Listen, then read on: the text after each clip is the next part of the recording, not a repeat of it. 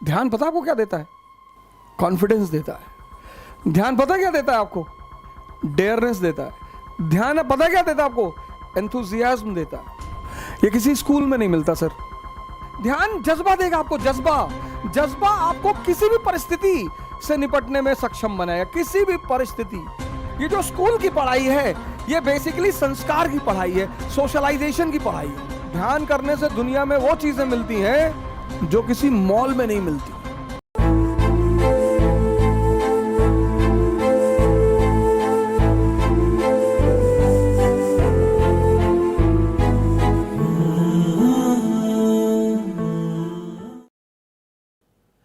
ऐसी कोई भी चीज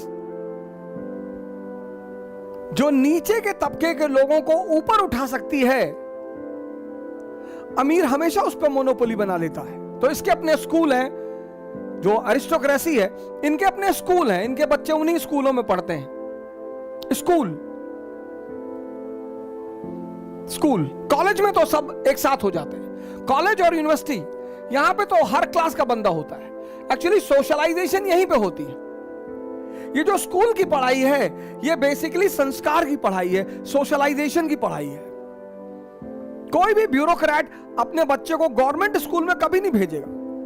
ये बड़ा महत्वपूर्ण काल है जीवन का सर। यहीं पर पूरी नींव पड़ती है जीवन की, पूरी नींव।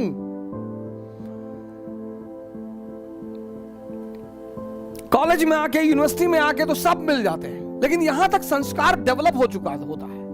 आप चिंता की कोई बात नहीं होती है, आपने एक धारा पकड़ा दी होती है। तो इसीलिए आप हिंदुस्तान में देखेंगे, उच्च वर्ग के अलग स्कूल है, उससे निम्न वर्ग के अलग स्कूल है, फिर उससे निम्न वर्ग के, मतलब मिशनरी स्कूल में भी कैटेगराइजेशन है।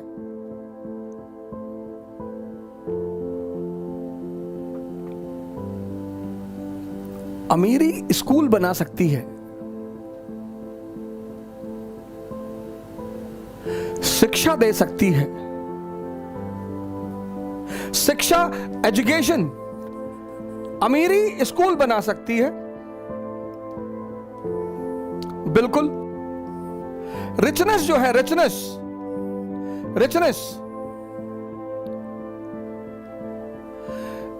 जो है वो स्कूल बना लेगी, एजुकेशन दे देगी।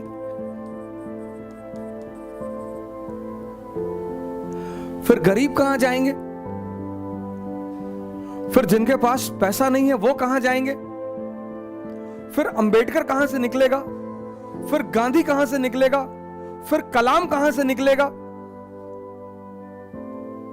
आपको ये बातें कभी आश्चर्यचकित नहीं करती कि अगर ये इतनी नीचे से इतनी ऊंचाई तक पहुंचे तो कुछ तो विशेष वजह रही होगी सर।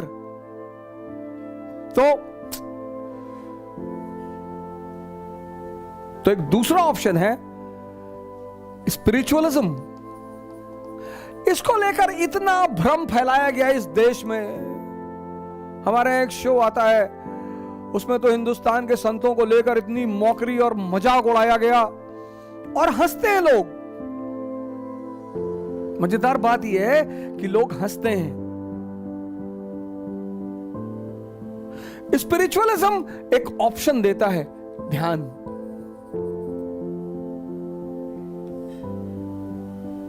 ध्यान क्या देती है? अवेकनिंग। एजुकेशन से आदमी मिनिस्टर बन जाएगा, बिजनेसमैन बन जाएगा, आईएएस बन जाएगा, डॉक्टर बन जाएगा, इंजीनियर बन जाएगा,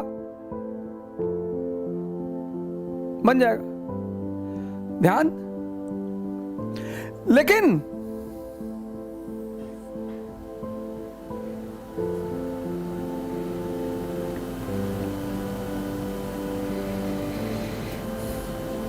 लेकिन बड़े सारे आईएएस ऑफिसर हैं, पिछले साल ही 2 लोगों ने सुसाइड किया।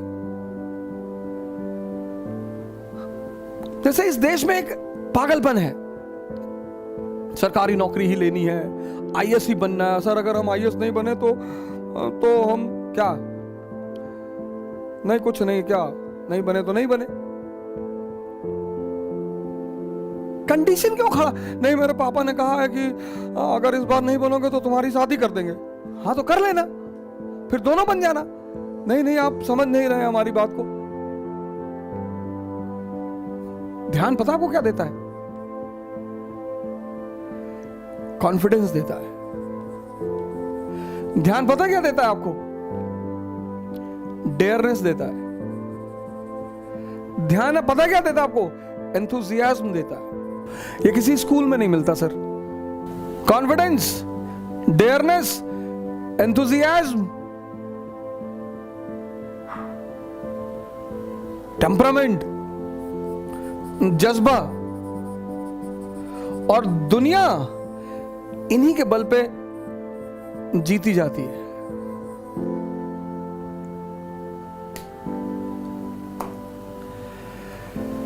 कोई इस रास्ते को पकड़कर अंबेडकर बन जाता है, कोई बुद्ध बन जाता है, कोई गांधी बन जाता है, कोई कलाम बन जाता है। फिर लोग कहते हैं कि अरे अरे भैया सब किस्मत का खेल है, भैया सब किस्मत का खेल है। नहीं नहीं भाई सर, रास्ते हैं। आज मुझसे किसी साहब ने मैसेज किया था कि थोड़ा ध्यान पे बोल दीजिएगा। ध्यान की इस परिस्थिति में क्या जरूरत है? ध्यान जज्बा देगा आपको, जज्बा। जज्बा आपको किसी भी परिस्थिति से निपटने में सक्षम बनाएगा, किसी भी परिस्थिति। Temperament is a thing which will help you to handle any situation. एक छोटा सा किस्सा सुनाता हूं आपको, बड़ा छोटा सा। बख्तियार खिलजी को लेकर बड़ा हंगामा हुआ। खिलजी बख्तियार जंक्शन है उधर, तो उसको नाम बदलना हुआ कि बख्तियार खिलजी लुटेरा था, नालंदा विश्वविद्यालय उसने लूटा था, तो उस रेलवे स्टेशन का नाम बदल देना चाहिए। बिल्कुल बदल देना चाहिए सर, उस पर बदले ना बदले वो सरकार की बात है। लेकिन उसकी मैं एक कहानी सुनाता हूं बख्तियार खिलजी की। देखिए जज्बा किसको कहते हैं और जज्बा के क्या परिणाम होते हैं। मैं टेम्परामेंट की बात कर रहा हूं। तो मोहम्मद गौरी ने भारत पर हमला किया। 1191 में पहली तराइन की लड़ाई लड़ी और पृथ्वीराज चौहान से हार गया। 1192 में उसने दूसरी तराइन की लड़ाई लड़ी और पृथ्वीराज चौहान को हराया। दिल्ली पर उसका कब्जा, दिल्ली और अजमेर पर। 1194 में आया, चंदावर का युद्ध लड़ा, जयचंद खत्म, और अब तुर्कों का कब्जा गजनी से वाराणसी तक।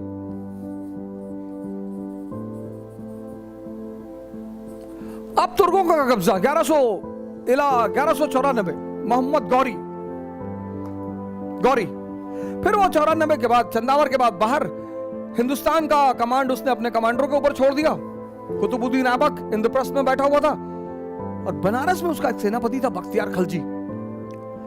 तो बख्तियार खिलजी ने कहा यार बनारस में खाली बैठे हैं और जरा आगे देखे क्या है। आगे निकले, सब आगे निकले। बिहार में कोई था नहीं। नालंदा मिला उनको। नालंदा में योग, ध्यान, यही सब बातें चल रही थी। उन्हें समझ में नहीं आया, उसे उन्होंने मिटाया, जलाया। आगे बढ़े कि और देखें आगे क्या है। आगे गए तो बंगाल, बड़ा समृद्ध प्रदेश। दिल्ली की गद्दी पर जो भी बैठा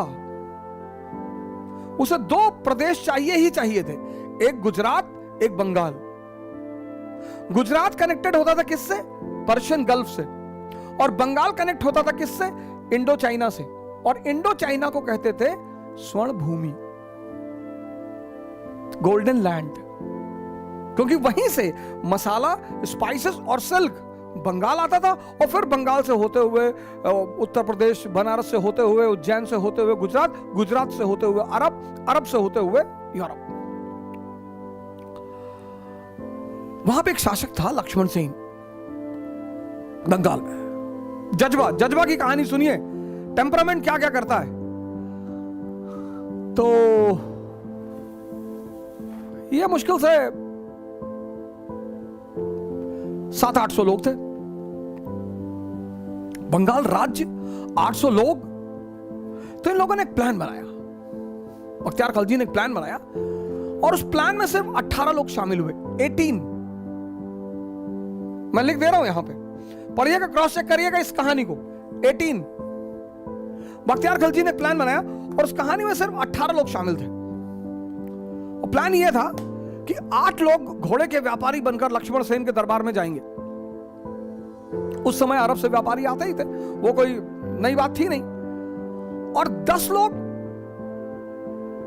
दरबार के बाहर खड़े होंगे और दरबार से करीब 5 किलोमीटर की दूरी पर ये 700-800 लोग होंगे। 18। खतरा बड़ा था सर, गेम बड़ा था। 18 लोग, 18। आप कहते हैं ना सर, जज्बा का क्या खेल है।